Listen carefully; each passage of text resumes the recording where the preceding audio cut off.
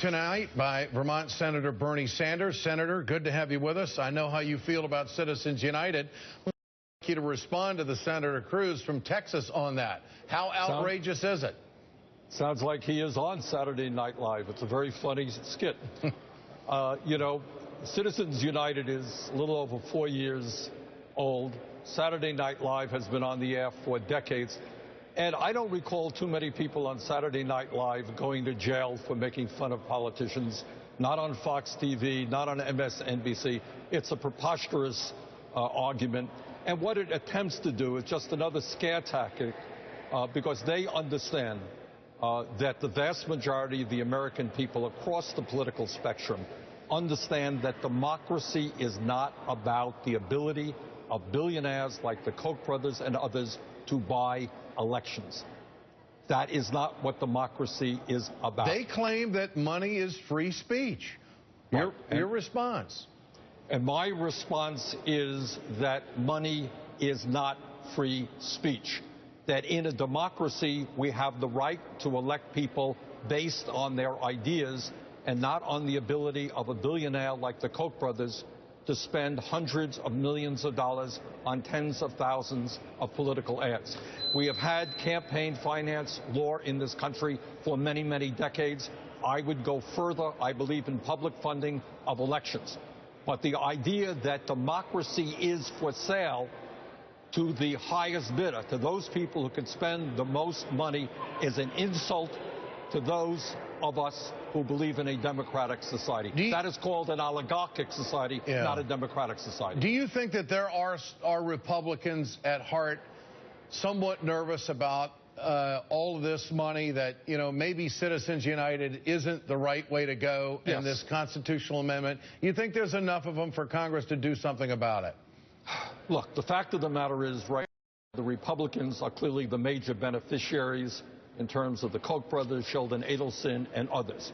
So they're looking at Citizens United as a pretty good Supreme Court decision. And by the way, Ed, as you know, the leadership of the Republican Party wants to go even further than Citizens United.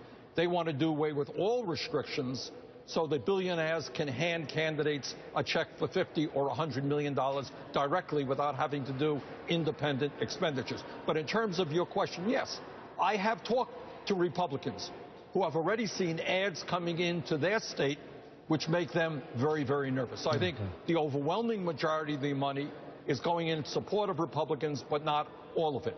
So you have some Republicans who in their heart of hearts understand that it is nonsense that any billionaire, any corporation can spend as much money as they want on campaigns. Do you think someday it'll be overturned? Do you think someday Citizens United, there will come a day in our lifetime where Citizens United will be legislatively and constitutionally addressed? Absolutely, and I will tell you why, Ed. Because that's what the vast majority of the American people want.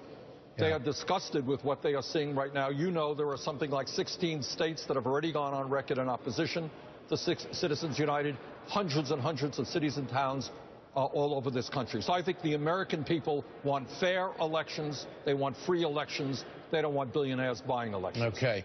Senator, I want to give you a chance. I'd be remiss if I didn't give you an opportunity to give us your quick thoughts on what you expect out of the president tonight in his address to the country in dealing with the situation in the Middle East. Well, I think a couple of things. We'll see what he has to say. But, you know, I think he will tell us what we all know to be true, that ISIS is a very serious threat to the region, to the world, that we need an international effort to combat ISIS politically and militarily, that we should not be sending American troops into another ground war, that what we saw in Iraq as a result of Bush and Cheney was the worst foreign policy blunder in the modern history of America, which caused many of the problems that we're seeing right now, not to mention the loss of lives, not to mention trillions of dollars. So this is a very complicated and difficult issue. And I do not criticize the president for being thoughtful and trying to figure out the best way forward in a real morass out there. Senator Bernie Sanders, appreciate your time tonight, sir. Thanks for being on the Ed Show. Thank you. Coming